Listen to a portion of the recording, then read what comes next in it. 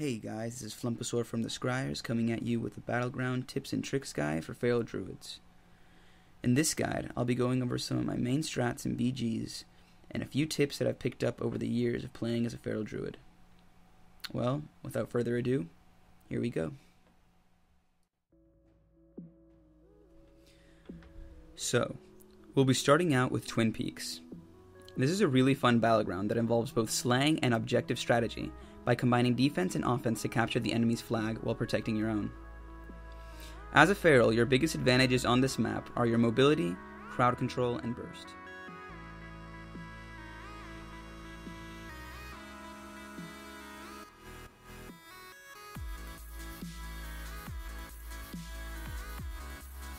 Starting off the battleground, you have to decide whether you want to go offensive or defensive.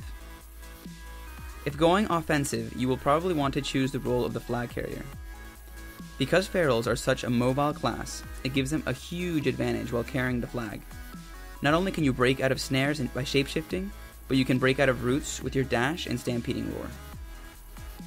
Try and use your stampeding roar when you're standing next to your healer. This will allow your healer to keep up with you while escaping the enemy.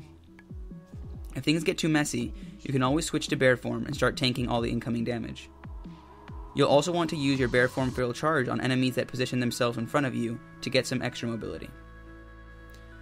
Because this ability is only on a 15-second cooldown, you'll be able to use it quite often. If you're running the flag and you encounter the enemy flag carrier alone around your base, don't be afraid to jump in to do some DPS. You don't necessarily have to kill him, but by putting pressure on him, you might force him to burn a cooldown or two.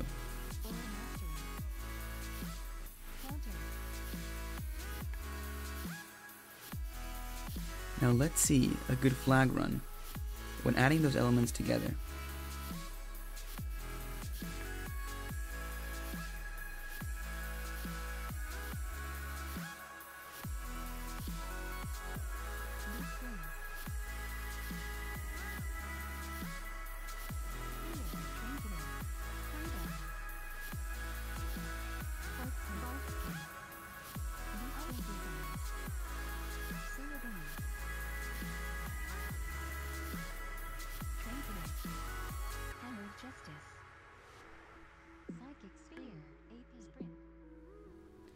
Now, if you choose to defend at the beginning of the match, you'll encounter one of two scenarios.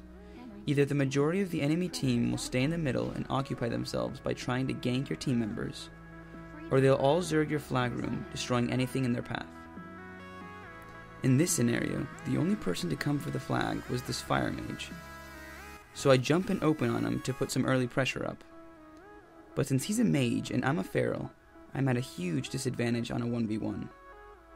So I decide to kite him, using the water to my advantage.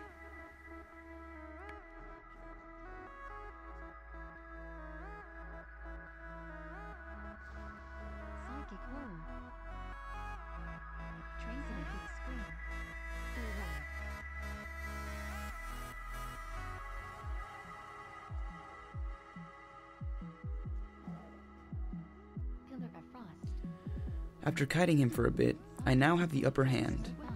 Not only did I manage to heal back up and re-stealth, but as you can see, I already have 4 combo points on him. This will give me the extra burst I need. And since he's carrying the flag, if he ice blocks, he'll drop it.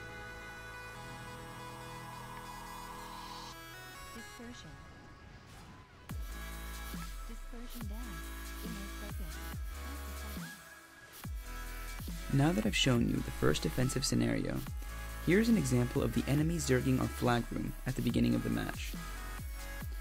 What I tend to do when it's a zerg is wait for the straggler at the very end of the enemy line and pounce on him. Here, I'm about to pounce on this warlock when I realize that there are still more people coming behind.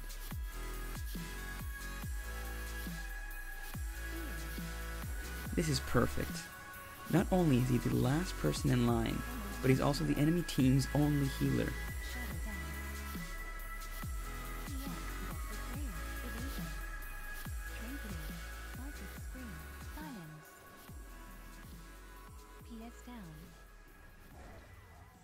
Trinketed. Pillar of Frost. It's always important that you identify the healers on the enemy team, especially before trying to attack their flag carrier. Here I see that their only healer is this Discipline Priest.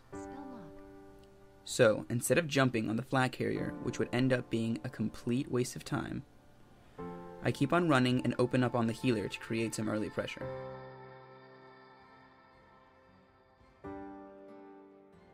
Shadow Meld. Sweeping Strikes. Anti-magic shell. Unfortunately, most of their team come to help out, and I end up getting raffle stomped. Whenever their whole team turtles their flag carrier like that, it's usually best to wait until they separate to attack.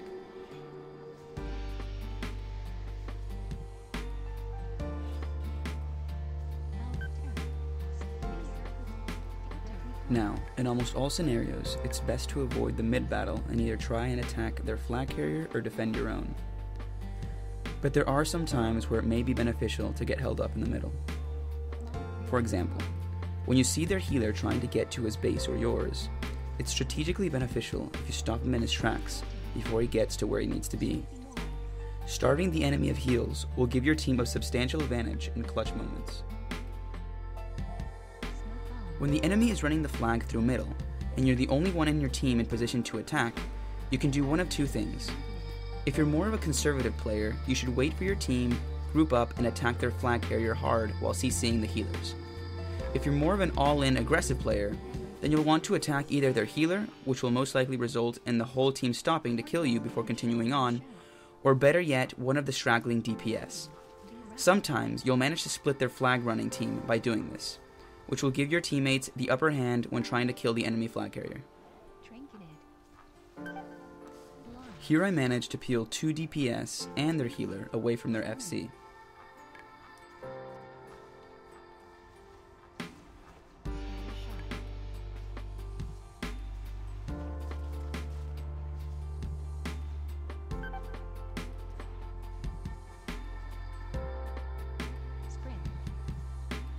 The last 2 things that I'll include in this guide have been very beneficial to me when figuring them out. The first one is the upper deck feral charge. When sitting on the base deck of your flag room, it's common for ranged DPS and healers to stand on the upper deck to get some breathing room to free cast and cause mayhem. If done right, you can position yourself to feral charge up there instead of having to run all the way around. The trick is to create an angle of a straight line between you and your opponent. You'll want to take a few steps back and jump right before you use your ability. The last tip is regarding stealth. Make sure if you're sitting in the opponent's flag room or your own that you maintain a good distance from enemy players. It's of common practice to use AoE abilities to check for stealth players. Look how far away I am from this priest, yet he still manages to catch me with his Holy Nova.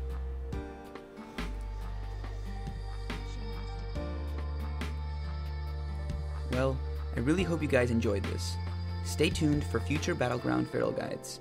There will be much more to come. If you liked the video, please like it and subscribe to see the upcoming content. This was Flumposaur from the Scryers, and I'll see you all next time.